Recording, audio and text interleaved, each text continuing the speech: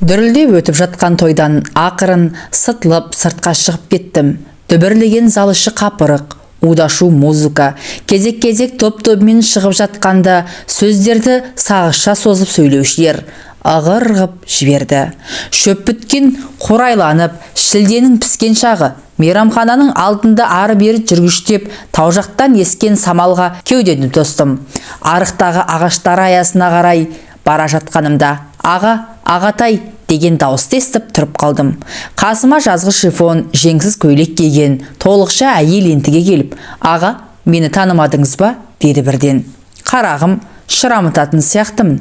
Үңіле қарадым. Шамның күңгірт жарығының дөңгелек жүзі, шашын түйген бұл пысық жанды қайдан көрдім? Ағай, ұмытып қалғансыз ба? Баяғы Қопас станциясындағы тәттіңіз ше? Сылқ-сылқ күліп жібергенде есіме сап ете түсті. Я, Айсұлу, дәл өзімін. Бағана тойда сіз сөз сөйлегенде жүрегім тарсылдап кетті. Түк өзгермеген, әсіресе даусыңыз деп бетімнен шөп еткізіп сүйіп алды. Сыңғыр-сыңғыр күлкісін-ай, дәл баяғыдай сұлу әрі керім. Қарағым-ай, тәттім менің, анық Айсұлу сенбісің? Одан бері қаншама уақыт өтті десеңші? Тура 9 жыл өтті ғой. Онда мен 19-да, сіз 38-де болатынсыз. Менен 2 есе үлкен едіңіз. Ағажан, сізге сәлем берейін деп әдейі байқатпай шығып кеттім. Күйеуім анда, әлі күнге дейін қызғаншақ. Аға, сіз екеуміздің суретіміз бар менде, альбомыма жапсырып тұр. Есіңізде ме, орыс тілшіңіз келіп, қырманда түсіріп, шығарып беріп еді ғой. Қазір қайдасың қарағым? Мектеп директорымын, мен мұғаліммін ғой. Аға, қайтайын, күйеуім алақтап іздеп жатқан болар, қызғаншақ тіпті. Мә, визиткамды ала ғой, хабарлас. Ол бетімнен тағы да сүйіп алды да, 2 қолымен қапсыра құшақтап, тәттім менің, деп сыңқ-сыңқ күліп, жүгіре басып кетіп қалды. Қалың ағаш көлеңкесінде состиып тұрып қалдым. Тәттім менің Айсұлу, қайран тәттім менің. Онда мен газеттің білдей редакторымын. Аудандық партия комитетінің бірінші секретары шақырып алып, зіркілдей зілдене тапсырма берді. Қалың түкті қабағы ашылмайтын, ақ кірген шашын артқа қайырып тарап қоятын жуан қара кісі көзілдірігін бір киіп бір шешіп ұстана. Анау астық қабылдау пунктінде ұрлық-қарлық көбейді дейді. Егін орағы күйіп тұр. 15 күн сонда өкіл болып барасың. Бір дән шашылмауы керек. Партбилетпен жауап бересің. Түсіндің бе? Деді алдында жауынгердей сымдай тартылып тұрған маған. Түсіндім, Болат Ақжанович. Бүгін бархане. Қопас станциясында үлкен элеватор бар. Ауданның бүкіл орып жатқан егінінің астығын осында тасиды. Аспан айналып жерге түскендей лыпылдаған шілденің аптабында амал жоқ. 100 шақырымнан артық жол жүріп Қопас станциясына жеттім-ау. Бұл ара 9 жолдың торабы, күжілдеп ысқырып-пысқырып пойыздар өтеді. Қара жолдың шаңын бұрқыратып, нән-мән машиналардың бірі келіп, бірі кетіп жатады. Астық қабылдау пункті, элеватор автовазасы, 3 бастырмалы қырман, 4 автовазасы, жатақхана, асханасы бар үлкен мекеме.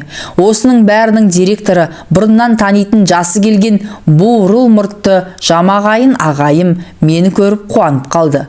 Болат Ақжанович айтты, сені өкіл болып келеді деп. Биыл егіннің тұнып бітік шыққаны ай.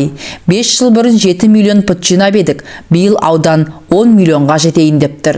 Жүр, саған бөлек жай, тыныш жерден дайындап қойдым, деп бурыл мұртын сипап жатын орнымды көрсетті. Бұл аудан облыс басшылары келсе тынығатын жер еді. Сенен інім, несін аяйын, өзің демал, ішінде бәрі бар, тамағыңды осында алып келіп беретін болады, деп бастық ағам шаруасын асықты. Пойыз жолдың астыңғы беті жусанды, сағымды, буған дала, ары қарай жел суарған, күн шыжғырған, сексеуілді құм дөңір. Ал тау жақ беті түгел егістік.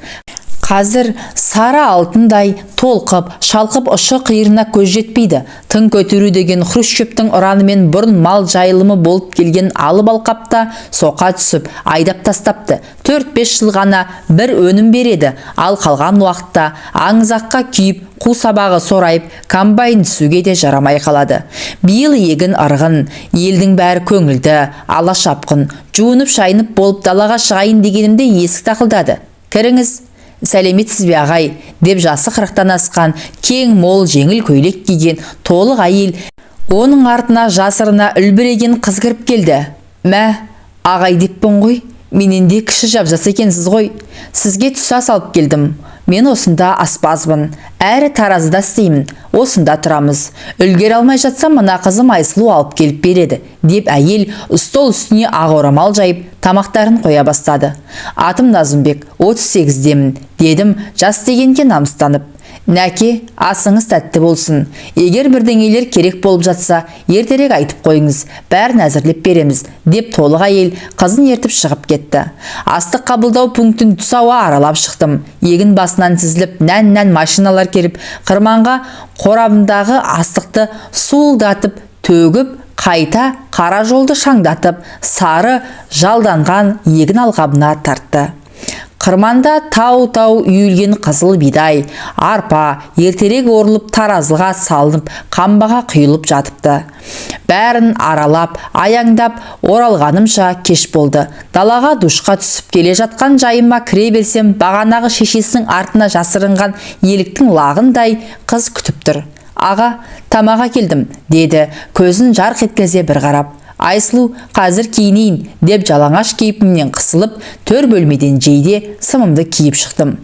Мұнда тым ыстық екен, дедім. Шілде кірді ғой, бүгін 41 градус болып тұр. Дала жанып тұр, бәсе, қалай шыдайсыңдар? Күніне 2-3 мәрте суға түсіп аламыз, тіпті үйреніп кеттік, осы жерде туып өстік. Мен ана тауда салқын самал төскейде туған жамын. Айсұлу, не істейсің мұнда? Таразышымын, келіп көресіз бе? Деп тәтті жымиды. Ертең барамын.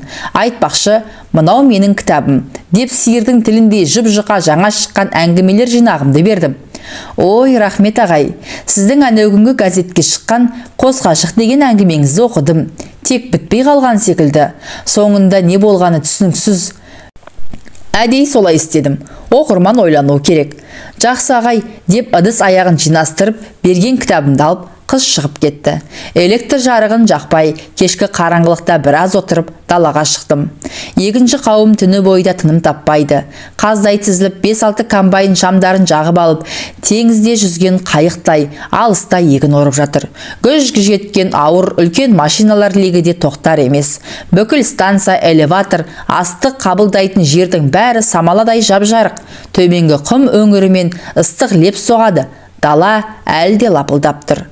Қайта бөлмеге кіріп, салқындатқыш кондиционерді қосып, телевизор көріп жатып, ұйықтап кетіппін. Ертесіне сергек тұрдым да, егін басына тарттым. Бұл жартасты совхозында өмір шықпаған астық ырғын бөсіп, 4 бөлімшені аралап шыққанша, аптап күйіп тұрған күнде батыс сиекті түгел қызыл жалындатып, саңа әзер семді. Іңірде станцияға келіп, суға түсіп, салқындап шыққанмын. Бүгін қырғыз артистері келеді. Қазір концерт қоймақшы. Соған жүр қарағым, деп пункт бастығы арнайы шақырды.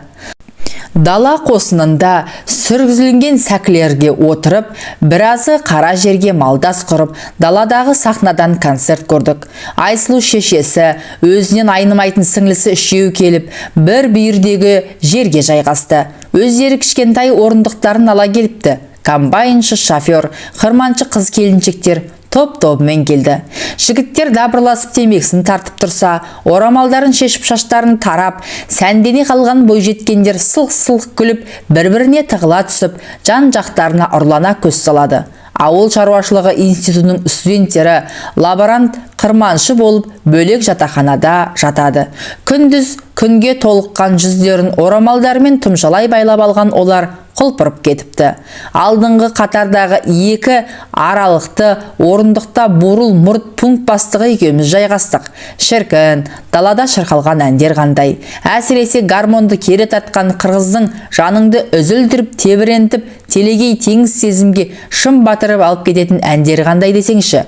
Сыңқ-сыңқ етіп, қара қомызын тартып келіп, жапан түзді жаңғырта айтқан сазда әуенде төгіліп жатты. Концерт біткенде бурыл мұртты бастық сахнаға шығып рахметін айтып, енді жазушы ауданымыздың өкілі Назымбек Қалиевке сөз береміз дегені.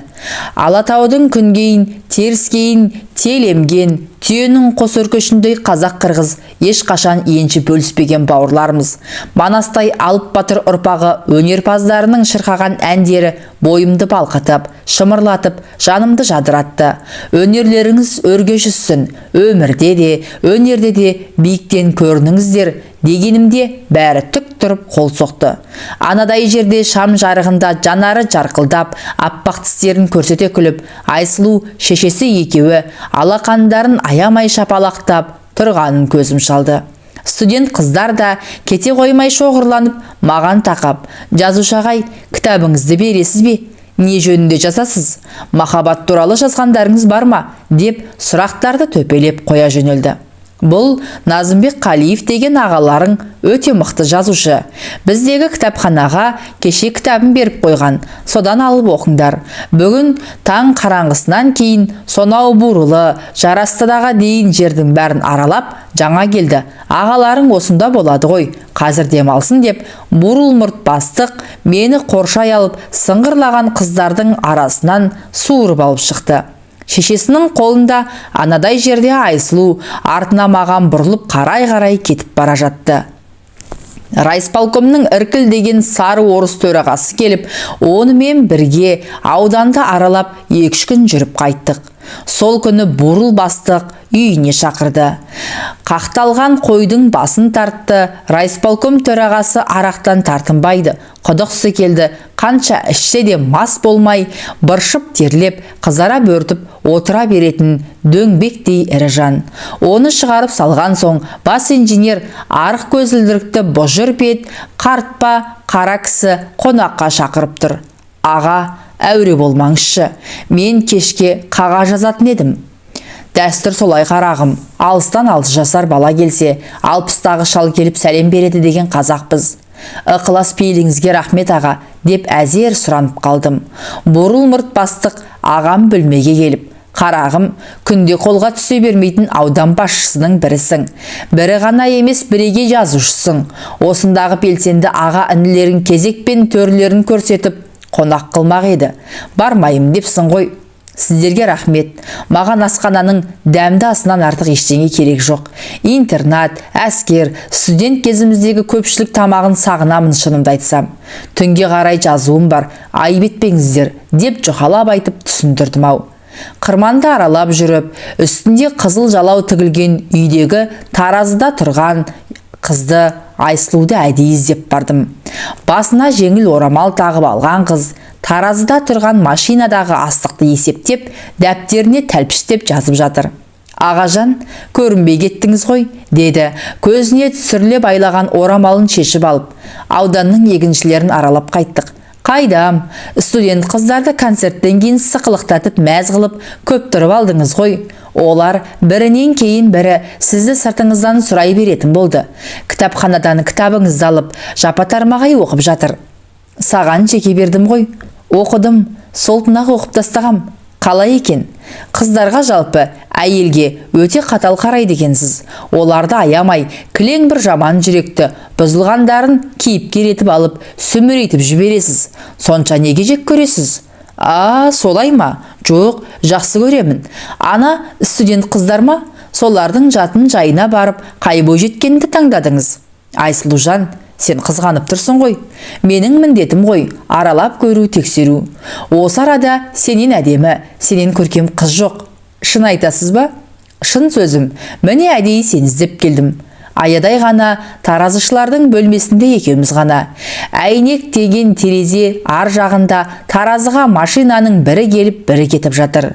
Мұның өкпелегені қандай әдемі, кәмпитке ренжіген сәбидей қабағы ашылмаған қыз күліп жіберді. Айсұлу, тергеп жан терімді шығардың ғой. Мә алыңыз Назымбек ағай, деп сөмкесінен беторамал шығарып сұнды. Борша қыпырықтап терлеген әтір иісі бұрқыраған орамалмен сүрте бастадым терімді. Берейін кей шығарағым, деп бетінен шөп еткізіп сүйдім. Не үшін ағай, деді қызара жөнелген қыз, жанарын жарқ еткізіп. Орамалың үшін, ал мынау сені қызғанғаның үшін, деп екінші бетінен сүйдім және. Назымбек ағай, сіз де сондай ма едіңіз? Қандай? Осындай. Мына 30 студент қыздардың қаншасын сүйдіңіз өстіп? Өй, қой жаным, ешқайсына тіпті жолағам жоқ қарағым. Қайда ағай? Ақын жазушылар сондай жеңілтектеп жатады ғой. Тек саған ғана еркелігім, әзілдесіп, сөйлескім келіп тұрады. Сіз ізім ғайым көрінбей кеткеніңізге орай ойлағаным ғой. Мына орамалды кірлетіп тастадым. Өзім тершең едім. Мына шаң топырақта тіпті шыдар емеспін. Пойыздардың, шойын жолдың иісі қандай. Менің туып өскен жерім осы станса, бәріне үйренгеніміз ағай. Мән бермейміз. Біздің ауыл таудың саясында, бұлақтың жағасында, көр-оғай шалғын, бау-бақшалы, рахатстан жеріненбін. Әркімнің туған жері жұмақ емес пе ағай? Айсұлу, шешен сөйлейді екенсің. Мен болашақ филологпын ғой. Жемпейдің 2-ші курсын бітірдім. Бәсе, сені мен жақсылап әңгімелесуім керек екен. Кешкі асты апарамын сізге. Күтемін. Мені ме? Астыма. Екеуміз рахаттана күліп жібердік. Сені тәттім деймін енді. Күтемін тәттімді. Ол шешіп тастаған орамалын басына қайта тақты да. Беторамалды беріп кетіңіз, жуып апарып берейін, дегенде қос білегінен ұстай алып, өзіме тартып, маңдайынан иіскелеп сүйдім. Назымбек аға, машина келіп қалды. Ұят болар, деді қымсына қысыла. Әлемдегі ең ғажап сұлу қыз сенсің Айсұлу, дедім кетіп бара жатып. Күлімсіреп, орамалын жөндеп, оң қолын көтере, жақсы деп қоштасып қала берді. Шам жақпай, қара көлеңкеде отырғам. Қызыл іңірде ол өзі ас алып келді. Ағажан, келіңіз, тамақты суытпай ішіп алыңыз, деп столды жасай бастады. Шолақ жең, мойны ашық, жаздық гүлді көйлек киіпті. Орнымнан лып түре келіп, қызды қапсыра құшақтап ерінен сүйдім. Жаңа ғана шомылса керек, шашының суы кеп-кепті. Денесі сап-салқын, өзіме тартып мойнынан, дымқыл шашынан иіскеп, қайта еріне қадалдым. 1000 қиял сезімдерім атойлап көтеріліп, құштарлық атты ләззат буы басымда айналдырып, қолым қыздың ашық омырауына сүңгіп кетіп, екі топ толық төңкерілген кеседей төсін аямай аймалай бастады. Не деген шексіз шалқар іңкәр сезім, тәтті дәурен, құлындай шауып, қыз көзін жұмып, ырқыма көніп, жан дүниесі қорғасындай балқып, шалқып, құшағымнан құлап түсердей ындық әуезбен сүйісіне әзер-әзер үн шығарып, болып толып тұр. Дәл біздің мекеніміздің жанынан гүр-гүр етіп мотоцикл тоқтады. Қыз селк етіп есін жиып, құшағымнан сытылып шығып, шашын жөндеп, мынау тағы келіпті ғой, деді. Кімді айтасың? Мына көрші Раставил ауылынан механик. Оның әкесімен менің папам әскерде бірге дос, жекжат. Менің сыртымнан құда болайық деп баяғыдақ келіскен ғой. Қызғаншақ әбден. Кеттім ағай, мына сыртпен көрінбей үйге барайын. 3 аяқты Урал мотоциклінен түсіп, басындағы шлемін шешіп, үсті басын қаққыштап жатқан жігіт сұлбасын терезеден байқап қалдым. Толықша, тапал жігіт мотоцикл қорабынан бір заттарды алып, сүртіп тазалап, мықшыңдай көтеріліп, тапылдай басып, ұзай берді. Жаз дидарлы жаңағы қызды мына бір жанға қимай, қызғаныш оты тұтанып, терезеге телміріп тұрып қалдым. Жарты сағат өтер-өтпестен мотоциклін тырылдатып, тапал жігіт кетіп қалды. Ол ұзағаннан кейін барып, дастарханға жақындадым. Таңғы асты алып келген шешесі: "Бүгін кешке біздің үйде қонақ болыңыз. Үндік сойып жатырмын. Кеше жекжаттарымыз Раставилден қымыз беріп жіберіпті. Әнеугүні қырғыз концерті тамаша болды. Оларға керемет сөз айттыңыз. Қырғыз әндерін өте жақсы көремін. Әжем қырғыз еді, ылғи ыңылдап жүретін. Әуезді ғой олардың әндері. Рас па? Мен де қырғыз қызымын ғой. Мына тоқтамақта ән салып жүрген жерімнен Айсұлудың әкесі алып қашып кетті емес пе?" "Апырай, Солай ма? Кешке ұмытпасам бір-екі ән айтып берермін, деді. Мен де ән тыңдауға келістім. Барамын. Кешке сол үйдің төрінде отырдым. Айсұлудың әкесі шомбал, қара сұр кісі, моторист. Бүкіл осындағы техниканың жүріп тұруына жауапты жанның бірі үндік қуырдақпен шай келгенде жұмысына шақырып кетті. Анда сырбазыңыз пісіп жатыр. Асықпай соны жеп қайтарсыз, деді кетерінде. Үлгерсем келермін. Бұрыш-бұрыштағы екі желдеткіш зыр айналғанымен лапылдаған ыстықтың табы кетер емес. Есік алдындағы тапшанға шығып, құрақ көрпенің үстіне жантайдым. Айсұлу қош жастық әкеп берді. Мамаңды шақыршы, қашан ән айтады, дедім. Айсұлу жүгіре басып шешесін ертіп келді. Тамақты көріп жатырмын, пісіп те қалыпты, деп қолын орамалға сүрте-мүрте келіп, тапшан түбіне тұрып, түсіндіре бастады. Біздің үй станцияның шетінде дөңесте салынған. Отағасы көп сөзге жоқ. Жаңа көрдіңіз ғой. Құдайдың берген 3 қыз, 3 ұлымыз бар. Мынау тұңғышымыз Айсұлу. Одан кейінгісі мына сары Таңсұлу 9-шыны бітіріп отыр. Жарас деген баламыз 5-ші сыныпта оқып жүр. Қане бәрің белгеріңдер мұнда. Өзіңіздің қанша балаңыз бар, деп сұрап қалды. Бір ұл, бір қыз өсіріп отырмыз. Шешесі ескі қол сөмкесінде ғана кішкентай қара гармонды қолын алды. Кекілі желбіреген бала барабан әкелді. Қара гармон құйқылжып, кере тартқанда тіпті жүрегіңді суырып алардай әуендер аспандағы жылпылдаған жұлдыздарға ілініп, тамылжып, аптаптан дамылдап жатқан кең дала төсінде шарықтап жөнелді. Қара гармонды ары-бері аударып, төңкеріп, бунақ-бунақ ән қайырмаларын төгіп жіберді де шырқай жөнелді. Қазақтың нәрлі, шерлі халық әндерінен попурри орындады. Айсұлу шешесінің артына тығыла, сіңлісі екеуі қосылып кеп бергенде, жапан түз гүл-гүл жайнап кеткендей, әсем үн ақтарла үздіге төгіле берді дерсің. Кенет бәрі тына қалып, Айсұлу аузындағы сырнайын үрлеп ойната бастады. Оған Таңсұлу қолындағы ат тұяғын тақылдатып, інісі барабанын ұрынып, шешесі гармонмен қосылып, қырғыз әндерін нақышына келтіріп орындады. Алатаудың арғы беті, бергі беті, теріске шырқайтын әнді үшеулеп бастап кетті. Сағынғанда бір келерсің, сарғайғанда бір келерсің, Алатауды көруге. Ән айтқанда шешесі жарасып, түрегеліп, бұлттан шыққан күндей жайраңдап кетті. Айсұлу осы әнді маған арнап айтқандай, екі көзі тұнықтанып, мұңдана сырын ұқтырғандай дауысы діріл қағады. Таңсұлудың тұнығыны бәрін басып тұр. Қырғыз әндерін бірінен кейін бірі төгіліп шырқады дейсің. Жүрегім аударла, төңкеріліп, әнге елтіп, ынтық сүйіспеншілікпен тыңдай қалдым. Айсұлу бойжеткенге көз тігіп, ғажап үніне, сұлу сымбатына іңкәр болып, тұтқындалып, тұла бойым балқып, кейде тіпті шымшылап келіп, екі құлаш жерде тұрған оны көңіл көзіммен аймалап, аялап, осыншама ыстық сезіммен құштарлана жақсы көріп кеткенім ай. Ал қара аспанның күміс сырғасындай бос сәуле себелеген толған ай көтеріліп келеді. Ән керемет жұмбақ. Үшеулеп шырқап тұрса да, Айсұлудың даусы ерекше, үкілі сағым армандарды алып қашып, қиялы сезімдерге атой салдырады. Қой, ет әбден піскен шығар. Ас дайындайын деп, шешесі екі иығындағы гармонын алып, тершіген маңдайын сүрте бастады. Керемет әншекесіздер, деп таңданғанымды жасыра алмай, алғысымды жаудырып жатырмын. Қайдағы қазір өнер? Жастайымнан талай-талай әншілер байқауына қатысып, Бішкекке оқуға шақырғанда болатын.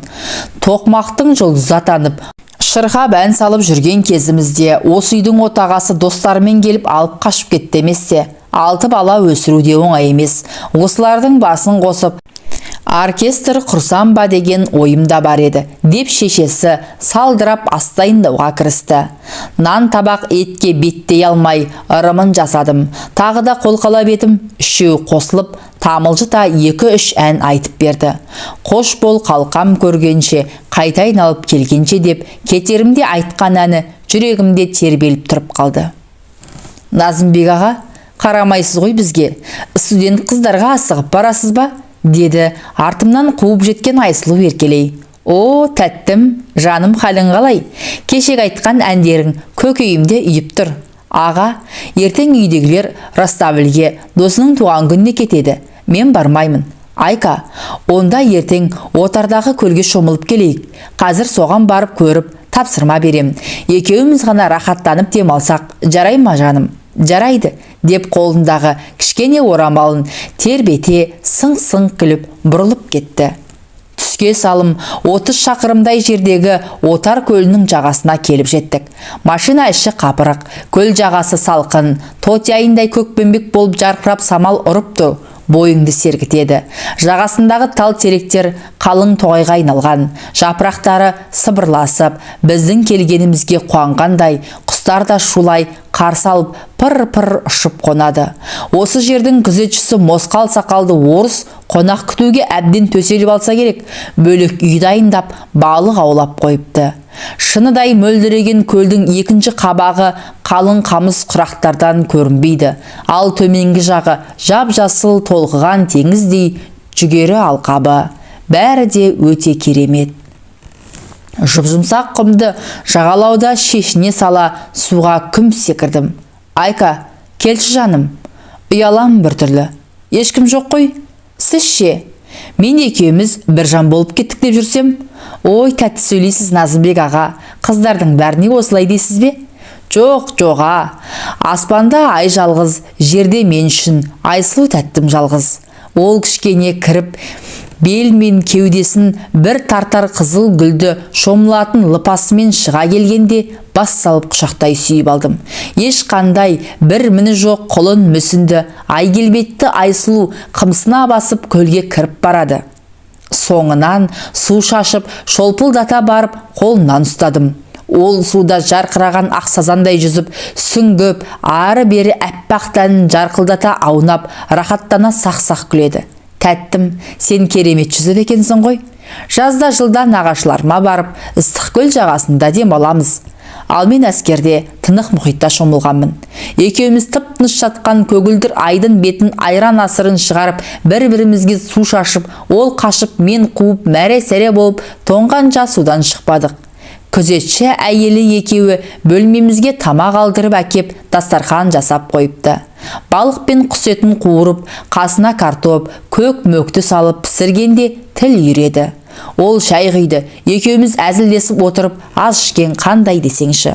Қол жууға далаға шығып, күзетшіге демалатынымызды ескертіп, кешкі асты сағат 6-ларда дайындауға тапсырдым. Кепеден сірне жасап қоямын, дейді ол, қауға сақалын сауып, көзі күлім қағып. Кеше келіп тиын тебенін беріп, келсіп кеткенім қандай жақсы болған. Көл жағасында екі үй, мынау бөлек демалушыларға арнап салынған. Ішінде бәрі бар, мұздатқыш, кондиционер, бөлме іші сап-салқын рахат. Ішке кірсем Айсұлу дастархан жиыстырып жүр екен, белінен қапсыра құшақтап, өзіме қарай қысып, үлпілдек қаздың тамағындай омырауын құшырлана иіскеп, ыбыстық ернінен ынтыға сүйдім. Сол бойы тік көтеріп түпкі жатын бөлмеге алып бара жөнелдім. Бұл бөлме терезелері тұмшаланып жабылған, қара көлеңке, қоңыр салқын. Төсекке әкеліп шалқасынан жатқызып, жаңа киіп алған халатының түймелерін ағыта бастадым. Ол екі көзі тарс жұмулы. Асығыс-үсігіс барлық түймелерін ағытып, кеудесінде төңкерілген қос әппақ шындай төсіне ернімді төседім. Екі анары қап-қатты, біреуін алақаныммен сипап уқалап, екіншісін тіліммен төңірегін түгел түркідей сүйіп, өліп-өшіп өбіп жатырмын. Түймедей қоңыр парқат, түстенген ұшын ерніме салып ойнап, тісіммен ауыртпай тістелей бастадым. Аға, ағатай, не істеп жатырсыз? Қытығым келеді, дейді қыз әлсін үнмен. Қойыңызшы. Қайдағы қойған, махаббат майданы жаңа басталып жатқан шақта, бас баһадүр қарыс жер шегіне ме? Піспеген әңгелектей топ-толық қос төбені айналып толғанып, ымыт-мымыт қоямын. Қайда шиедей қызарып, алаулап тұрған ерінге желімше жабысып, сүйсе де білмейтіндігін аңғарып. Айка, жаным тіліңді берші, деймін үздігіп. Ол бал шырын тілін шығара бергенде шөліркеген жантай төніп түстім. Аймалап, бүкіл құлақ түбі, тамағы, көтеріліп басылып тұрған төсінің түкпір-түкпіріне дейін құныға, қызыға сүйіп, төменде бергенімде. Аға ағатай, төстен төмендемейін деп едіңіз ғой. Жоқ, тиіспеймін, тек иіскеймін. Онда неге тартқылап жатырсыз? Қос төсінің ұшын қайта еміп, сорып, тіліммен тісіммен ойнай бастағанымда қыз деп денесі түгел жайланып, босап, көзі шоқтанып, өзі мені сүйе бастады. Екі алақаны ып-ыстық, арқамды сипалап, шашымды тартқылап, өзіне қысып, құшып тартып барады. Кебісіп, ісініп кеткен еріні пісіп, ағып түсер бүлдіргендей толықсып балтатиды. Дір-дір етіп құмарта сүйіскен қалпында бәрі өң мен түстің арасында қиюласа кетті. Арқыраған арқар алып найзашыңда күркіреп, оған тастан тасқа секіріп, зар күйінде келіп, сағынып жеткен қосағына жақпар қыз жартасқа қарамай, мекірініп, мейірленіп, тасыған қуат күшін аямай сыйлап жатты. Терезені тұмшалап, жауып тастаған қара көлеңке бөлмеде ақсазандай бұлқынысқан бойжеткеннің жалаңаш әппақ тәні есті алып, армандауға ұшып әкетті дейсің. Бүкіл әлемдегі ың-жыңнан аулақ, бәрін тарс ұмытып, құмарлық пен құштарлық сезіміне алаулап, екі жан ынтыға сүйісіп, қорғасындай балқыды. Көңілдері шаттана, жұптасып, айқайда ойқой шартылған сезім тәттілігін шарбатша жұтып шалқып жатты. Кеудесіне жасырған қос алмасын иіскелеп, тістелей, жауар күнней күркіреп, сарқыраған жүрек әміріне бойсынып, бүкіл 62 тамырымдағы ыстық қан атойлап, қуаныш әнін асқақтата сала жөнелді. Тау қопарғандай денем бусанып, жеті қат аспанға ұшып қайтқан дәурен сал күйде алқынған демімді басып, көзім ілініп кетіпті. Жан дүнием рахат буына шомылып, жадырап жайнап ояна кетсем, айсұлуым төсек шетінде бүрсіп теріс қарап, екі иығы бүлкілдеп жылап отыр. Не болды жаным? Дедім, тоңазыған жалаңаш денесін қаусыра құшақтап алып. Ештеңе, айтсаңшы жаным. Бұл ағажан қыз біткеннің осылай көз жасын төгіп алатын сәті ғой. Өзімдегі 19 жылдан бері сары майдай сақтап келген барымды, тап-таза арымды сіздей жігіттің сұлтанына қиып сыйладым. Не жаным, ренжіп қалдың ба? Деп бәйек бола кеттім. Жоқ, о не дегеніңіз? Әдеп сізді алғаш көргенде ұнап қалғансыз. Кітабыңызды оқып, жан дүниеңізді, сыр мұңыңызды ұғып, ғашық болдым. Сізді көрдім, кездескім, міне. Рас айтам ағажан, сізді сүйеді екенмін. Ол батылдана дәл осылайда жәудірей қарағанына не дерімді білмей қатты қиналдым. Құшақтап бауырыма тартып, шық тұрған гүлдің үлбіреген қауызындай мөлдіреген көздерін сүйіп алдым. Ерніме ақшылтым тұз белгісі жұқты. Айка жаным, жүр шомылайық, дедім сасқанымнан. Кешкі апақ-сапақта үйінің жанында машинамен түсіріп жатқанда.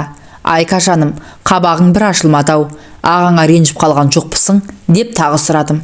Жоқ ағатай, деді бәсең солғынымен. Шаңжыққан бетінен өбіп, қош дедім. Қаша алдында оны Таңсұлу сіңлісі күтіп тұрғанын байқап қалдым. Айсұлу аяғын санап басып, басын салбырата, иығы түсіп бара жатты. Ертесіне ертемен Ақтерек совхозының егін жайын аралап келдім. Ымыртта келіп, жуынып шайынып, бөлмемде шам жақпай шалқамнан түсіп демалып жатқанымда кешкі асты ол өзі әкелді. Ағажан, үйдесіз бе? Деді сыңғырлай күліп, жадыраңқы қоңырқау үнімен кіріп келгенде орнымнан атып тұрдым. Ағажан, жаным алтыным, деп бойжеткен талдырмаш денесін тақай, мойныма асыла кетті. Кешегі пәс реніш белгісі ізім қайым жоғалған. Астатөк шақта кеудесін буа. Сізді осындай сағынып кеттім. Екі көзім төрт болды ғой. Сіз қырманға мен іздеп келеме деп, ол ыстықта оттай ынтық ерінмен сыңқыл қаққан үнімен шөлпілдете сүйе бастады. Дереу оны түк көтерген күйі есік ілгегін іле сала тыпырлап төргі бөлмеге ала жөнелдім. Екеуміз мәз-мейрам күлсе, ұмар-жұмар төсекке құладық. Балғын денесі керіліп созылып, құштар құмыңғы сезім буына бөккен, ыңыранған тұншыға шыққан ләззат үні мас қылып, мұхиттай тасып кетіп барамын. Сүт пісірімдей уақыттан кейін екеуміз ағаш стол басында арқа-жарқа сезіміміз көлдей жарқырап, рахат пейіштен келгендей ас ішіп отырдық. Ол қасымда жантайып отырып, еркелей наздана сан сұрақты сауалдарды әңгімеге тартты. Сіз көп оқыған жансыз, Қандай ақылды сөйлейсіз? Айтыңызшы, махаббат деген немене? Махаббат еркек пен әйелдің арасындағы сүйіспеншілік, бірін-бірі жақсы көру, ұнату. Ғашықтық, іңкәрлік сүю бұл адамзатқа берілген табиғат сыйы. Данышпан ойшылдар ұлы махаббатты ақын жазушылар жырлайды. Күнде түсте немесе кешке ол тамағымда келеді. Шешесі асханадан қол тимей шыға алмайды. Ол кірер-кірместен бас салып, өліп-өшіп өбіп, аймалап, төсегіме ала жөнелемін. Ол да ақтала, тістерін көрсете рахаттана күліп, жайнап, шаштарымды тарақтап, арқа басымды сипалап, шөліркеген ерін тоса береді. Көктемгі үлпілдек қызғалдақтай ажарланып, құлпырып кеткен айдидарын, қылаңдай емі жоқ, бір міні жоқ құлын мүшесіне сұқтана қарап аймалаймын сипалап. Жан дүнием кемерінен тола шомылып, гүл-гүл шешек атады. Беу шіркін, қайран, қайрылып қайта келмес тәтті-сәтті сылқым сезім, бура көңіл күндер ай. Шыңғырған өрттей аптапта, гүжілдеп түрілдеп шаң бұқтырған не түрлі машиналар да, үні де солқылдаған өтіп жатқан қара майы тамған пойыздардың бозаруы да, тарс-тұрс еткен мотор, қырманның қылпық тозаңы, бұрқыраған шу да әсер етпей, дүние гүл жазираға бөленіп, шарқырып, айсылуымды ынтыға күткен әдемі сәтім. Әзілкеш сиқыр күлкілі сықидың 30 студентін де, қаптап жүрген 40 келіншектің біреуін де көзім елмеймін. Қараңғылықта мотоциклін тырсылдатып механик жігіт келсе, ішіме қызғаныш өрті кіріп, ол кеткенше сыртта жүріп аламын. Ертесіне бой жеткенім кіріп келгенде салқын қарсы аламын. Алтын аға жаным, не болды сізге? Анауың кеше келіпті ғой. Ой ағатай, оны қойыңызшы, деп сыңқ күліп еркелейді назданып, сүйкімді қылығымен жанартаудай жалындатып, өзіне магнитий тарта жөнеледі. Тәттім менің, махаббатым менің, деп құлақ түбіме ерін тақай, сыбырлағанда көңілім шайдай ашылып, майдай еріп жүре беремін. Мен бақыттымын ағажан, дейді сыбырлап, тәтті менің деп түре келіп, қос қолыммен айқара құшақтағанымда, қос алмасы кеудемді тіреп, кеудесі дүрсілдеп тұрады. Қырманның мәселесімен дегелес, ақтерек совхоздарын аралап қайттым. 10 шақты күннен кейін қопаға қайта келгенімде танымай қала жаздадым. Жолдың, алаңның бәрі асфальтталған, қып-қызыл ұран лонгүздер, жалаулар ілінген, қырман элеватор түгел қайта салынған. Үстіне жібек шатырланған сахна алдында егінші дихандар генералды күткен солдаттай сап түсіп тұр. Біз бұрын көрмеген чайкатты ұзын сүлік қара машинадан түскен үлкен кісі Қазақстанның басшысы шында да ересен биік тұлғалы ірі кісі екен. Осы кісінің құрметіне салтанатты жиналыс болды. Жиналыс тарап жатқанда алқынып, қалың жұрттың ішінен Таңсұлу менің жаныма келіп, «Аға, сыртқа қарай шығып кетіңізші», деп сыбырлады. Айка қайда? Екеуміз шырақтап, бөлектеніп шыққанда жауап бермеді. Айсұлу көрінбейді ғой, оны алып қашып кеткен. Кім? Қашан? Сіз кеткен күні анау келіп жүретін мотоциклді механикше, сол жолдастармен бір машинамен келіп алып қашып кетті. Әкемнің досының баласы ғой. 3 адам қуып бардық. Міне, мына сырғаны тақты маған, деп еліктің құралайындай қыз құлағындағы сырғасын көрсетті. Көңілім көшкен ауыл жұртындай айран асыр болып, ұнжырғам түсіп, өзім жағдайым болмады. Қайран Айсұлу, тәтті періштем, тәттім менің. Сені көргім келіп, жүрегім алып ұшып жеткенімде естігенім осы еді. Қайран Асылзада тәттім-ай. Мынаны ешкімге көрсетпей, тез сізге бер дегені еді, деп бүктелген оқушының көк дәптерін ұсынды. Баяғы көк айдын Қопа көлінің жағасында жатып алып, көк дәптеріндегі өлеңдерін қайта-қайта оқимын. Жан аға жан деген өлеңдер топтамасын тек маған арнапты. Не деген асыл сезім, ақтарылған сыр, сарғайған сағыныш, жүрегім бұлқынып, тұншығып, мен де өлең жаза бастадым. Күзге қарай Алматыға көшіп кеттім. Тойдағы кездесу дүр еткізіп, ақжалау сезімдерді сонау күндерге алып ұшты. Архивімде сақталған көп дәптерді алып, Айсұлудың өлеңдерін тағы да бір мәрте оқып шықтым. Апырмай, уақыт не деген жылдам едің. Міне, сырғып, содан бері арқыраған аттай 30 жыл өтіпті. Тәттім, Айсұлудан еш хабар ошар болмай, тіршілік мұхитына көміліп кете беріппін. Сонау бір балшырын тәтті күндер бірте-бірте көмескіленіп, ұмтылып кете жаздаптау. Арада апта өткенде қалта телефоныма хабарлама келіп тұр. Назымбек аға, ағажан, жалғыз тұрсыз ба? Сөйлесе аласыз ба? Кім бұл? Тәттіңіз ғой, Айсұлумын. О, тәттім-ау, қайдасың? Осындасың ба? Қопадасың ба? Жоқ, ағажан, ауылыңызға келдім. Біз қазір Оралдың ар жағында Ресеймен шекаралас бір ауылдамыз. Қазір не істейсің? Мектеп директормын. Күйеу балаңыз ауыл әкімі. 5 баламыз бар, аға. Ағажан, неге үндемей қалдыңыз? Жаным-ау, тәттім-ау, сол жылы сенен бір хабар күттім ғой.